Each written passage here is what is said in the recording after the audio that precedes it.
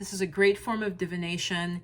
I really like it. I feel that in a lot of ways it is clearer than working with tarot, for example. Hey my beauties, it's Viv. And I just want to explain, if it looks like I'm not looking at you, it's because I'm looking at myself. I see myself as I'm recording. If I instead stare right at the camera at the green dot, it looks like I'm looking at you. But it's very strange for me, the whole video, to literally just focus on a dot. I find that very difficult. So that's why it looks like I'm not looking at you. I'll try to make sure I look at the dot occasionally. All right, so what are we talking about today? We're talking about Bibliomancy. I'm probably not pronouncing it right. Okay, but I know the word. All right, and below I have my outline for the video. So what is Bibliomancy or Bibliomancy? It's hard for me to say it smoothly. So let's get the meaning of the word, okay? Biblio means the word book, or sometimes Bible. It's from the Greek biblion, which is a paper or scroll. And originally coming from the word for Egyptian papyrus, related to the port Biblios, where the papyrus would be exported over to Greece. Okay, so you do hear the word Bible in the word bibliomancy, but it does not have to be just with the Bible, okay? So biblio, book, in this case, and from the word mantia, which means divination by means of. It's a form of divination using text, typically sacred text. Using your intuition, it's a tool for divination, okay? And it has been used around the world with different spiritual texts, okay? And throughout history. It's very much about trusting your intuition. And at first it's gonna feel a little weird. The first time I really did it, that I was aware that I was using it in this way, I was in my shamanic circle, and there was a big library there at the teacher's house, and I just was led to pull a book off the shelf and literally opened it, and to me it gave an answer to the question that someone had brought to the circle where they needed like spiritual support. So I was like really like, wow, that is weird, because I had not really done that before. Okay, so you want to select a sacred text. That's the next point. So it can be a religious book, it can be poetry. It should be something that wherever you open it, it's going to have spiritual truths, okay? That's really important. Like, that's the main thing. So it could be, it should be a book that you respect and like, that is of such high quality that you know from experience can give you good answers or intuitive hits, intuitive language, okay? So you really want to choose a text that resonates with you. So again, you can choose, this is actually, I think, the Bible that my godmother gave me when I was little. Like I said, it's been through a lot. I've moved an awful lot of places. It's traveled countries with me. I'm just going to hold up some books that I just quickly pulled off my shelf, more from the traditions that I'm interested in, from the spiritual traditions. This is by a woman, a nun, a renunciate in the Buddhist tradition, called Reflections on a Mountain Lake. I've read it, so I know it's a spiritual book. It has a lot of like philosophy. This is actually a book, the Yoga Sutras of Patanjali, for those of you who do yoga. There are many, many different editions of this. Yes, you can use any spiritual or sacred text that you are comfortable with in your spiritual tradition. I'm not here to like convert anybody to anything. So it can be African proverbs. It can be proverbs from your nation that are historical and in your, ethnic group, as long as it's written down, okay? As long as it's written down. Even here, this is a book I was given to review, which I don't think I did, Power Animals. And if you have a question where it's about what may be your shamanic animal, you could use a book like this even, again, because it would be fitting with your question, like what is your power animal, or is there a spirit animal? So how do you prepare for the reading? This is the best part. So you want to create a sacred space. Of course, you want to do it, though I don't think you have to. It depends on how well practiced you are, but I would recommend, if you're a beginner, relatively new to this, to create a sacred space, whatever you do, to feel very comfortable, very tuned in, very dropped in. So You could have a moment of quiet sitting. You could say a prayer. You could do a meditation. You could chant. Whatever works for you. You could do some yoga or some Tai Chi, anything that gets you centered. Then this is the key part, okay? You want to have a question in mind. I recommend having a question in mind. Typically one does have a question in mind. That's one approach, okay? Have a question in mind. And then this is a key thing. This is a really key thing that I recommend. Because, so if you hold the book in such a way that you know, right? So here I know, okay, what's towards the front, right? You've read your Bible, okay? Or you know what's towards the back. So that wouldn't be pure bibliomancy. And what I recommend is putting the book down and spinning it or flipping it so that you, with your eyes closed, lose sight of where you are relative to the book. Does that make sense? Because if you know the text so well and you go towards the front, you already sort of have a sense, like if it's in chapters, you're like, oh, so what you really want it to be more random. So I recommend, as I said, flipping the text, flipping it around, and I would even just spin it so that you don't know, is it upside down, right side up? And then when you feel called at that moment, you can take it, right, in both hands and just open to a page.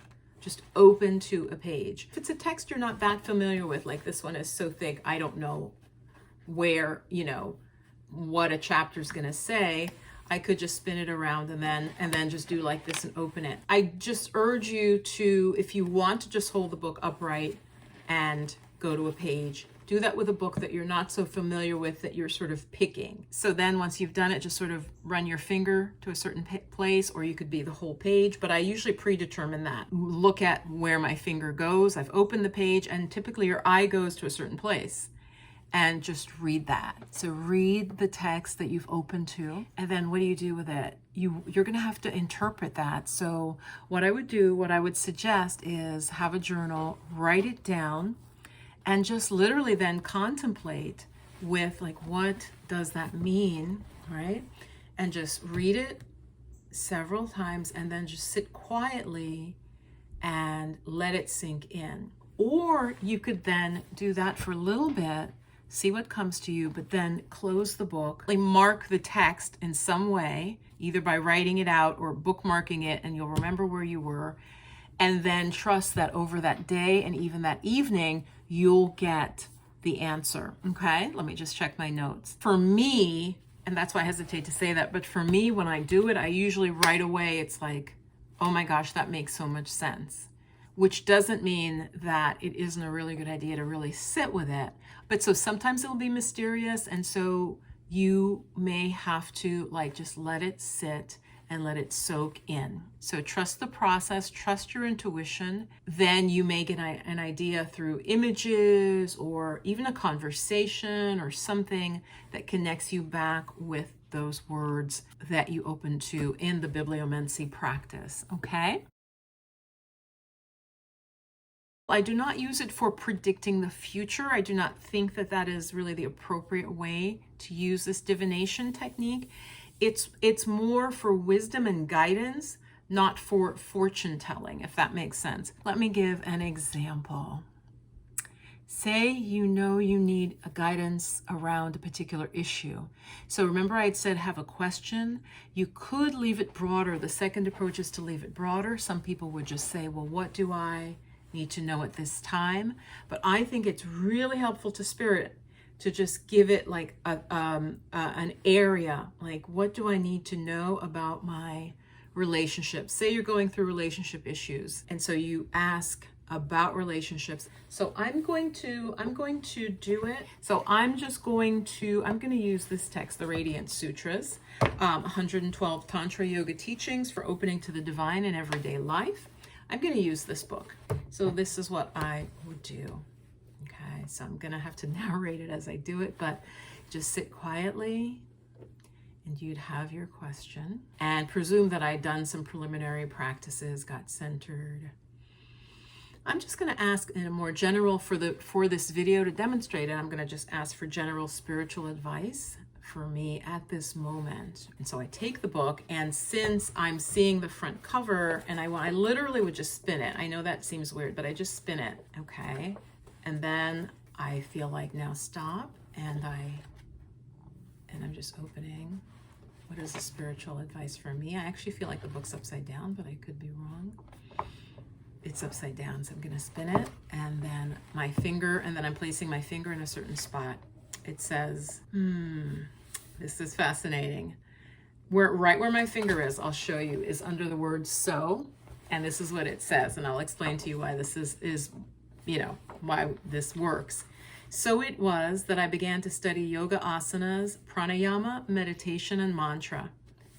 I have the sense now that there was a plan to the improvisational way I fell into meditation and fell in love with meditation. Now, remember, I had just asked for like a spiritual message for me now, literally opening to, I began to study yoga asanas, pranayama, meditation, mantra. Now, you guys know, most of you know I'm a yoga teacher. What is weird about this is I had not been practicing yoga in terms of the physical postures lately. Yesterday and today, I literally restarted doing yoga, okay, in terms of asana. And so here, and I was like, it just feels like it's grounding me, getting me centered again. And so I asked for, give me a spiritual advice right now. And I had questions like, is this what I should be doing now in terms of my time? My time is so, is so precious and so busy. And I began to study yoga asanas, pranayama, meditation, and mantra. Just so you know, it isn't just about that. It's usually more poetic. Like, I'll give you an example here. The roar of joy that sets the worlds in motion is reverberating in your body. It's usually like poetic, but I happen to open to the part where the person is talking about, like, I think it's the translator, yoga and meditation, because my deeper question was, yes, is this good for me right now? And kind of about health, like, what should I be doing? And so it confirmed what I had been doing for the last 2 days. Okay, I hope that makes sense. I know I didn't explain that well, but it's fascinating. Like I said, it usually is much more sort of abstract poetry, yet with all the flipping and stuff, the part I opened to was literally like, I began doing yoga asanas, meditation, pranayama. And that was literally, yesterday I did it for the first time in a couple of weeks. And I'd been sporadic before that. And then again today, I did physical exercise and I ended with yoga postures outside and felt wonderful. And literally that's the part I opened to in a book that isn't just about yoga postures. If the book was just about yoga postures, that would be like, so that's how it can work. I immediately felt it was confirming that yes, you need to keep doing your practices to deal with the stress in contemporary life, politics, media, the stress of those around me. That is how it works. I hope this was clear.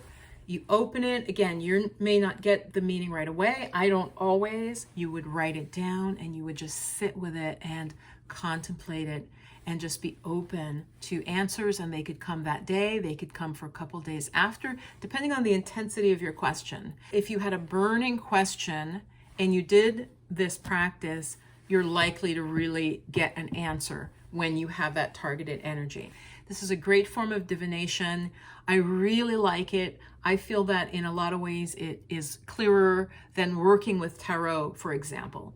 If you're new to tarot can sometimes give so many multiple meanings. I feel like the Bibliomancy is much clearer as long as you have high quality text to work from. That's really the key. So let me know if you've ever tried this, what text you worked with, and if you have any questions at all, do share it below. And please give the video a like and a thumbs up, okay? It really helps the channel, and I really appreciate it more than you know.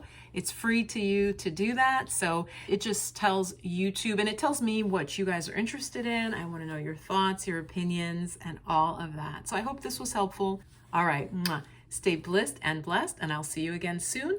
If you want to know how to work with me or any products in my shop, look below this video, and I'll be doing more in this series on just types of divination and intuition, how to approach improving your intuition, and all of that. Okay, so stay tuned, subscribe to the channel, and I'll see you soon.